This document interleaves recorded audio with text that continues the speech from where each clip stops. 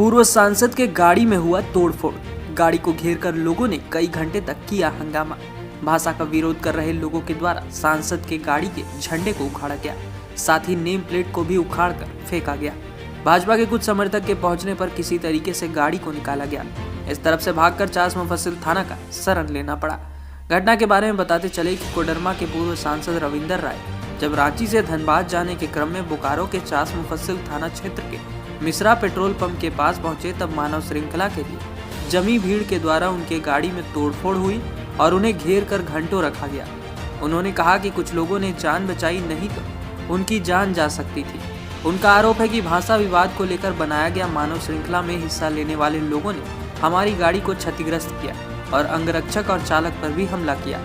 गाड़ी का आगे का शीशा, पीछे का शीशा, पार्टी का लगा हुआ बोर्ड और पार्टी का झंडा तोड़ दिया। किसी तरह जान बचाकर चास मुफस्सिल थाना का शरण लेना पड़ा, जहां मुफस्सिल थाने में एक आवेदन दिए। रविंदर राय ने कहा कि हमने कहा था कि सर्वे करना चाहिए, जहां जिस भाषा का बोली ज्यादा है वहां मान्यता देनी चाहिए, लेकिन यहां जिस तरह से यह भाषा विवाद संगठित तरीके से लोग एकजुट होकर लड़ रहे हैं, ऐसा लग रहा है कोई राजनीतिक पार्टी इनके पीछे खड़ी है। अगर ऐसा ही रहा तो झारखंड में अराजकता फैलने से कोई नहीं रोक सकता, क्योंकि जिस तरह के लोग थे, अगर हम कुछ देर वहां और रुकते तो वहां मेरी गाड़ी में आग लगाने की बात कही जा रही थी। उन लोगों का कहना था कि आप हमारा समर्थन नहीं कर रहे हैं, लेकिन हमने जगह जगह रुककर उनका समर्थन किया। रविंदर राय ने कहा कि हमने कहा कि हम आपके साथ हैं, उसके बावजूद भी लोग नहीं माने। रविंदर राय रांची से धनबाद की ओर एक कार्यक्रम में हिस्सा लेने जा रहे थे, तब यह घटना घटी। वहीं चास एसडीपीओ पुरुषोत्तम कुमार सिंह ने कहा कि पूरे मामले की जाँच की जा रही है, दोषियों पर कार्रवाई की जाएगी। अनावश्यक विवाद झारखंड में भाषा के नाम पर हो रहा है, तो मैं इसका गलत विरोध करता हूं। मैं इसको गलत मानता हूं। देखिए, आज मुझे लगा कि पब्लिक को, रोड में चलने वाले लोगों को इसकी कोई जानकारी नहीं मिल पाई थी, और खास करके बोकारो में इसकी जानकारी होगी मुझे नहीं मालूम, लेकिन रांची जिले में, रामगढ़ में कहीं इसकी कोई चर्चा नहीं थी। और कुछ लोगों ने बाद में कहा कि नहीं, हम लोग मानव श्रृंखला में हैं। तो हमने उनसे कहा भी, यदि आपने बंदी की कॉल किया होता तो आपको ये बात, हमको जहाँ बॉर्डर आपकी शुरू होता है वहीं रोक देना चाहिए कि आपको आगे नहीं बढ़ने देंगे। तो आप लोगों ने आगे बढ़ा लिया जगह जगह कि हम लोग के साथ 2 मिनट खड़ा होइए, साथ दीजिए, और बीच में ला करके ऐसे जगह रोका जहां से ना आगे बढ़ सकते हैं, पीछे भाग सकते हैं। तो या तो षड्यंत्र पूर्वक आप रोक रहे हो पब्लिक को।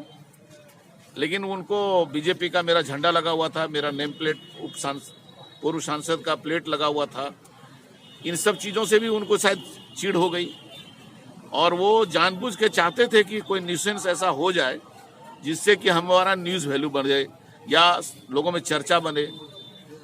तो ये तो कहिए कि मैं किसी तरह से, मेरा ड्राइवर ने काम किया और अंगरक्षकों ने मुश्किल से गाड़ी पीछे लौटाई, वो पीछा भी किए। शायद यदि हम 10 मिनट और रुक जाते, 5 मिनट, तो गाड़ी तोड़फोड़ के बाद शायद उसमें आग लगाने की भी तैयारी वो कर रहे थे। चालक के साथ धक्का मुक्की मारपीट, चालक के साथ धक्का मुक्की हुआ, मेरे दोनों अंगरक्षक के साथ धक्का मुक्की हुआ। कोशिश मेरे साथ भी कर रहे थे, शीशा तोड़ा भी हो हाथ चलाने के लिए, लेकिन तब तक लोगों ने उस भीड़ में से 1-2 लोगों ने रोका और हमारे अंगरक्षकों ने रोका। कुल मिला के मैं ये कह सकता हूं कि यहाँ एक अराजक स्थिति का निर्माण हो रहा है, और उसमें जितने लोग थे, कुछ तो शराब के नशे में थे, कुछ अनियंत्रित थे, और वो हथियार लेकर के चल रहे थे। फरसा था, तलवार था, गणासा था, और अनावश्यक था। क्या लग रहा है कि इससे अभी गुस्सा देखने को भटकाव है? बिल्कुल भटकाव है। इसमें मुझे नहीं लगता है कि इनको कोई उपलब्धि हासिल होगी, और ये मुद्दों से भटक जाएंगे, और इस तरह से जेन्युइन मुद्दा भी गलत खाते में चला जाता है। बीजेपी का लग रहा था कि कुछ बीजेपी नेताओं से भी आक्रोश नहीं मिल रहा है। वैसा मैंने कहा कि आपने हमको साथ मांगा यदि होता। हमने उनको खुद कहा है कि भाषा के मामले में कई जगहों पर सरकार को मैंने घेरा भी है और कहा भी है कि आप जिस क्षेत्र का नियुक्ति हो, उस क्षेत्र की भाषा की प्राथमिकता को यदि तय करते हो तो उसका सर्वे ठीक से होना चाहिए। भाषा के विरोध को लेकर के मानव श्रृंखला का निर्माण हुआ था इधर चास मुफस्सिल थाना क्षेत्र में। तो उसी क्रम में ये धनबाद और चास मुफस्सिल के बॉर्डर के समीप इनके गाड़ी को कुछ उपद्रवी तत्वों ने तोड़ा है। वो बिल्कुल सुरक्षित हैं और इसमें अग्रतर कानूनी कार्रवाई उनके द्वारा प्राथमिकी दर्ज कराई जा रही है, अग्रतर कानूनी कार्रवाई की जाएगी।